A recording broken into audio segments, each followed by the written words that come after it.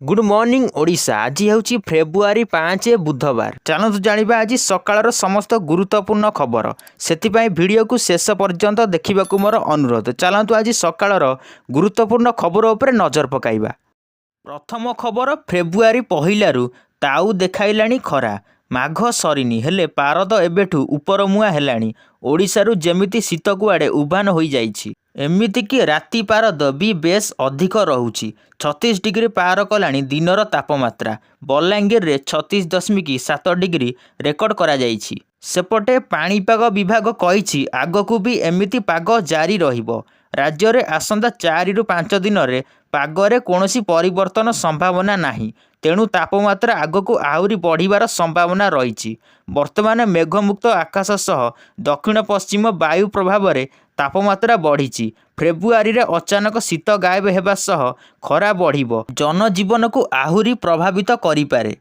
परवर्ती खबर, अमेरिका जीवे प्रधानमंत्री नरेंद्र मोदी। डोनाल्ड ट्रम्प राष्ट्रपति हेबा परे प्रथम थर पाई अमेरिका गस्तरे जीवे प्रधानमंत्री नरेंद्र मोदी। आसंता 12 तारिख रे अमेरिका 2 दिनिया गस्तरे जीवे मोदी। तेबे एही 2 दिनिया गस्तरे से अमेरिकार राष्ट्रपति डोनाल्ड ट्रम्प सह विभिन्न प्रसंग उपरे करिवे आलोचना। आसंता फेब्रुआरी 12 संध्या रे प्रधानमंत्री अमेरिका राजधानी रे पहुंचिबे एवं परदिन तांको सह ट्रम्प को मध्य रे आलोचना हेबार आशंका रही। 13 और 14 तारिख रे से अमेरिका रे रहिबा नै सूचना मिली। परवर्ती खबर, युक्त 2 परीक्षा फेब्रुआरी 18 रु आरंभ होई मार्च 27 तारिख रे शेष हेबो। एने सबु जिलापाल को चिट्ठी लिखिचंती CHACE अध्यक्ष। युक्त 2 परीक्षा प्रस्तुति नहीं CHSC पक्षरु सूचना दिया जाइछि। 1276 सेंटर रे 3,93,618 परीक्षार्थी परीक्षा देबे। कॉपी रोकिया पई सबु सेंटर रे CCTV व्यवस्था होइछि। परवर्ती खबर, अग्निशम कर्मचारी पाई खुशी खबर। अग्निशम कर्मचारी को घर भड़ा देवा सह सेमानंक भत्ता वृद्धि करा जाइछि। एने मुख्यमंत्री कार्यालय तरफ social media platform X ray सूचना प्रदान करा जाइछि। से कहिसंती एहा द्वारा 6058 अग्निशम कर्मचारी उपकृत हेबे। सूचना योग्य जे अग्निशम कर्मचारी डायड भत्ता 900 रु 1400 टंका को वृद्धि करा जाइछि। सेही बळी मोटरसाइकेल भत्ता 300 रु 1050 टंका, मोबिलिटी भत्ता 150 टंका रु 300 टंका एवं रिस्क भत्ता 400 रु 1000 टंका को वृद्धि करा जाइछि। एहा द्वारा 6058 अग्निशम कर्मचारी उपकृत हेबे। परवर्ती खबर, चाकिरिया फेराइछंती राशन कार्ड। अयोग्य हिताधिकारी संख्या जानिबा और अयोग्य हिताधिकारी को एथिरे सामिल करिया पई जून मासरो राशन कार्ड सहित EKYC अपडेट करा जाउछि। एथि मध्यरे कार्ड हातेइतिबा सरकारी कर्मचारी मानक तालिका प्रस्तुत करा जाइछि। प्रथम पर्याय रे केवल अधिक दरमा पाउथिबा नियम अनुसार अयोग्य हिताधिकारी कार्ड फेरस्त रखा जाइछि।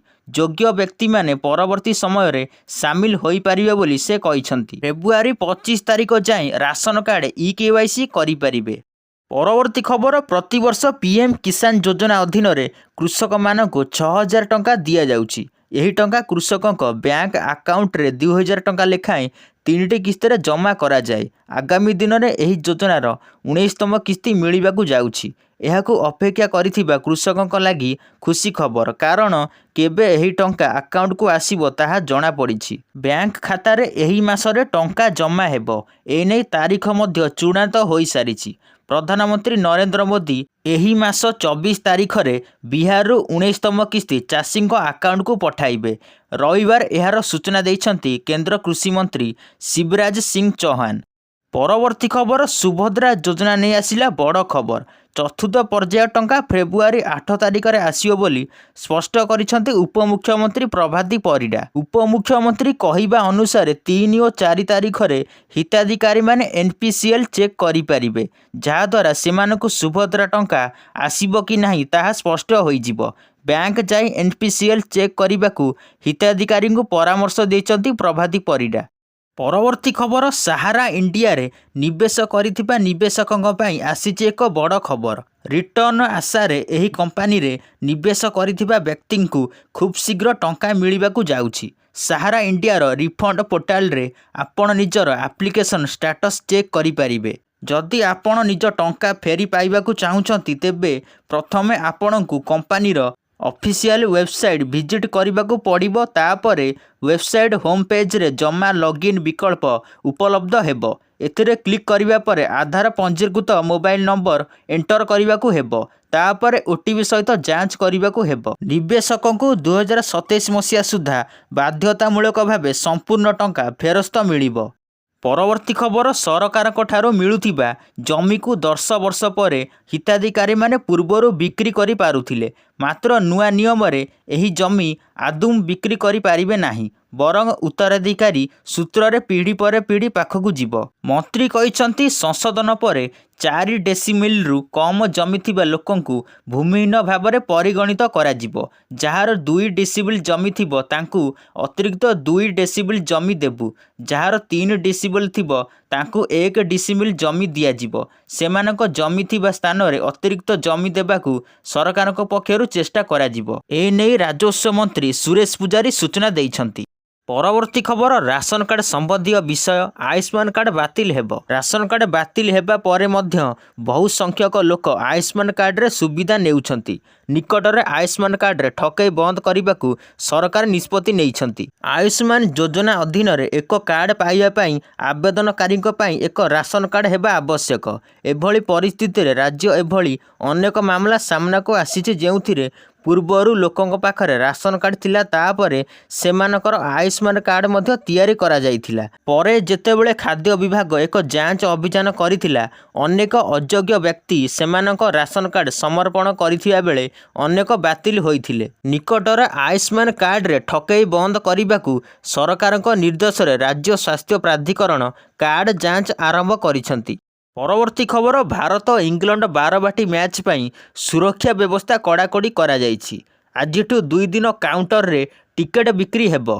ता पूर्वरु सुरक्षा व्यवस्था जांच करिसंती अतिरिक्त पुलिस कमिशनर उमाशंकर दास एवं कटक डीसीपी जगमोहन मीना। लोक माने जेभली सुरुखुर रे टिकेट किणिबे सेथिपाई 27 प्लाटून पुलिस फोर्स नियोजित करा जिवो। टिकेट कला बजारी कले संपृक्त व्यक्तिंक विरोध रे कठोर कार्यानुष्ठान नियाजिवो बोली कहिसंती कटक डीसीपी। परवर्ती खबर आजिठू जमीब खंडगिरी मेला। मेला पाई प्रस्तुति भी सरीछि। हेले खंडगिरी रे हेउथिबा यात्रा को नहीं विवाद उपजिछि। कारण एथर मेला रे कोनोसी प्रकार अश्लील नृत्य हेबो नाही बोली कड़ा निर्देशनामा जारी करिसंती प्रशासन। पूर्वरु जेउ बयान देइथिले गतकाली भी सही बयान दोहराइछंती। एकराम विधायक बाबू सिंह कहिसंती जे आमे मांक पाखरे ठेंगा पूजा करिछु। जेउ माने अश्लील नृत्य करिवे सेमानक उपरे ठेंगा प्रहार हेबो। प्रशासन जेउ निष्पत्ति नेइछि सही अनुसार यात्रा हेबो। परवर्ती खबर महाकुंभ रे बुड़ पकाइबे प्रधानमंत्री नरेंद्र मोदी। आसंता काली प्रयागराज महाकुंभ रे बुड़ पकाइबे प्रधानमंत्री। महाकुंभ महा अवसर रे सामिल हेबे मोदी। मोदी संगम स्थल रे बुड़ पकाइबे। सकाळ प्राय 10टा रे मोदी प्रयागराज एयरपोर्ट रे पहुँचीबे। संगम रे बुड़ पकाइबा परे पीएम मोदी 11:45 रे डंगा रे बसी अरेल घाट फेरिबे। प्रधानमंत्री द्विपहर 12टा रे वायुसेनार विमान जोगे प्रयागराजरू दिल्ली प्रत्यावर्तन करिबे। परवर्ती खबर एणिकी भिक्षा मागिबा किंबा देबा पड़िबो महंगा। मध्य प्रदेश राजधानी भोपाल रे भिक्षा मागिबा एवं दान देबा एक अपराध भावे परिगणित हेबो। जिलापाल कौशलेन्द्र विक्रम सिंह गोटे किंबा 2 दिन मध्यरे एहार निर्देश जारी करिबाकू जाउछंती।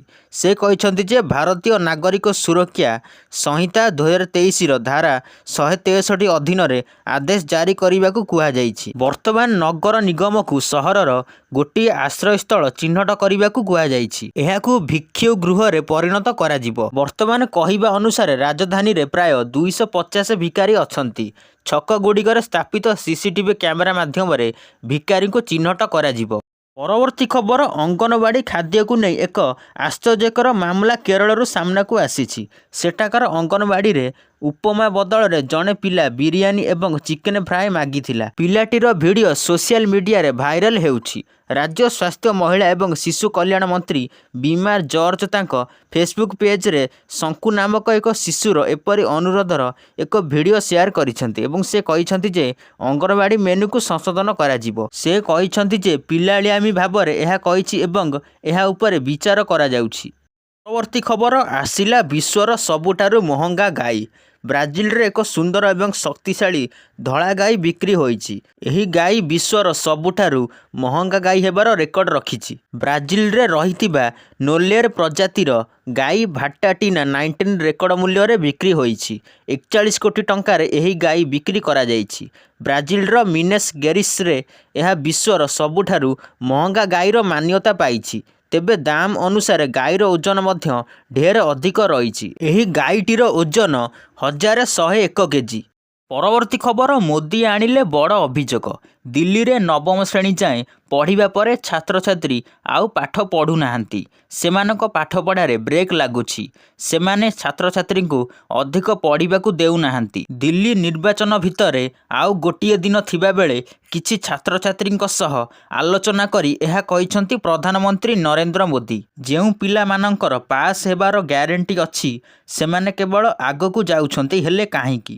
କାଳେ ଅନ୍ୟ ପିଲା ଦଶମକୁ ଗଲେ ରେଜଲ୍ଟ ହାର କମିଯିବ, ବଦନାମ ହେବ, ସେଥିପାଇଁ ସରକାର ଏପରି କରୁଛନ୍ତି ବୋଲି ମୋଦି କହିଛନ୍ତି। ପରବର୍ତ୍ତୀ ଖବର, ଆସିଲା ରେଳ ବଜେଟ୍। ଓଡ଼ିଶା ପାଇଁ ରେଳ ବଜେଟ୍ ଘୋଷଣା କଲେ ରେଳମନ୍ତ୍ରୀ ଅଶ୍ୱିନୀ ବୈଷ୍ଣବ। ରେଳ ବଜେଟ୍ରେ ଓଡ଼ିଶାକୁ ମିଳିଛି 10,599 କୋଟି। ଓଡ଼ିଶାରେ ଗତ 10 ବର୍ଷ ଭିତରେ 2046 କିମି ନୂଆ ଟ୍ରାକ୍ ନିର୍ମାଣ ହୋଇଛି। ରାଜ୍ୟରେ 1900 କିମି ଟ୍ରାକ୍ରେ କବଚ ଲାଗିବା କାମ ସରିଛି। ଆସନ୍ତା 6 ବର୍ଷରେ ସାରା ଦେଶରେ କବଚ ଲାଗିବା କାମ ସରିବ। 59ଟି ରେଳ ଷ୍ଟେସନର ନବୀକରଣ ହେଉଛି। ଆଗକୁ ଅଧିକ ଟ୍ରେନ୍ ଓଡ଼ିଶାରେ ଗଡ଼ିବ। କୋଲକାତା ଚେନ୍ନାଇ 4 ଲେନ୍ କାମ ଶୀଘ୍ର ସରିବ। କୋଲକାତାରୁ ଭଦ୍ରକ କାମ ଜୋରସୋରରେ ଚାଲିଛି ବୋଲି ସୂଚନା ଦେଇଛନ୍ତି ରେଳମନ୍ତ୍ରୀ ଅଶ୍ୱିନୀ ବୈଷ୍ଣବ। ପରବର୍ତ୍ତୀ ଖବର, ମୁଖ୍ୟମନ୍ତ୍ରୀଙ୍କ ଅଭିଯୋଗ ପ୍ରକୋଷ୍ଠରେ ଅଷ୍ଟମ ଥର ପାଇଁ ଶୁଣାଣି ହୋଇଛି। ଅଭିଯୋଗ ଶୁଣି ତୁରନ୍ତ ପଦକ୍ଷେପ ନେଇଛନ୍ତି ମୁଖ୍ୟମନ୍ତ୍ରୀ ମୋହନ ଚରଣ ମାଝୀ। ଆଜି ଯାଏଁ 81% ଅଭିଯୋଗର ସମାଧାନ ହୋଇଥିବା କଥା ସେ କହିଛନ୍ତି। ସାମ୍ବାଦିକ ସମ୍ମିଳନୀରେ ମୁଖ୍ୟମନ୍ତ୍ରୀ କହିଛନ୍ତି, ଆଜି ପର୍ଯ୍ୟନ୍ତ 1031ଟି ଦରଖାସ୍ତ ଆସିଲାଣି। ସେଥିମଧ୍ୟରୁ 6545 ଅଭିଯୋଗର ଶୁଣାଣି ଶେଷ ହୋଇଛି। ପ୍ରାୟ 81% ଅଭିଯୋଗର ସମାଧାନ ହୋଇଯାଇଛି। ଅଭିଯୋଗ ଶୁଣାଣିରେ ଗହଳି ହୋଇଥିବାରୁ ବେଶି ଖର୍ଚ୍ଚ ନ କରି ଭୁବନେଶ୍ୱର ନ ଆସି ପ୍ରଥମେ ଜିଲ୍ଲାପାଳଙ୍କୁ ଜଣାନ୍ତୁ ବୋଲି ସେ ଜନସାଧାରଣଙ୍କୁ କହିଛନ୍ତି। ପରବର୍ତ୍ତୀ ଖବର, ବିଶ୍ୱରେ ଭାରତ ହେବ ଖେଳଣାର ହବ୍। ଅର୍ଥମନ୍ତ୍ରୀ ନିର୍ମଳା ସୀତାରମଣ ଭାରତରେ ଖେଳଣା ନିର୍ମାଣ ଏବଂ ଉତ୍ପାଦନକୁ ପ୍ରୋତ୍ସାହିତ କରିବାକୁ ଘୋଷଣା କରିଛନ୍ତି। ଏବେ ସାରା ଦେଶରେ ଖେଳଣା ଶିଳ୍ପକୁ ପ୍ରୋତ୍ସାହନ ମିଳିବ। ଦେଶର ମେକ୍ ଇନ୍ ଇଣ୍ଡିଆ ଖେଳଣା ଏବେ ସମଗ୍ର ବିଶ୍ୱର ଖେଳଣା ବଜାରରେ ରାଜ କରିବ। ଭାରତର ଏହି ଘୋଷଣା ପରେ ଏବେ ଚୀନ ପାଇଁ ବଡ଼ ଟେନସନ୍। ଏପର୍ଯ୍ୟନ୍ତ ଚୀନ ବିଶ୍ୱର ସବୁଠାରୁ ବଡ଼ ଖେଳଣା ଉତ୍ପାଦନକାରୀ ଦେଶ। ସାରା ବିଶ୍ୱରେ ଖେଳଣା ବଜାରରେ ଚୀନର ଏକ ଦୃଢ଼ ଉପସ୍ଥିତି ରହିଛି। କିନ୍ତୁ ଏବେ ଭାରତ ଖେଳଣା ବଜାରରେ ଚୀନର ପ୍ରାଧାନ୍ୟକୁ ହ୍ରାସ କରିବାକୁ ଯାଉଛି।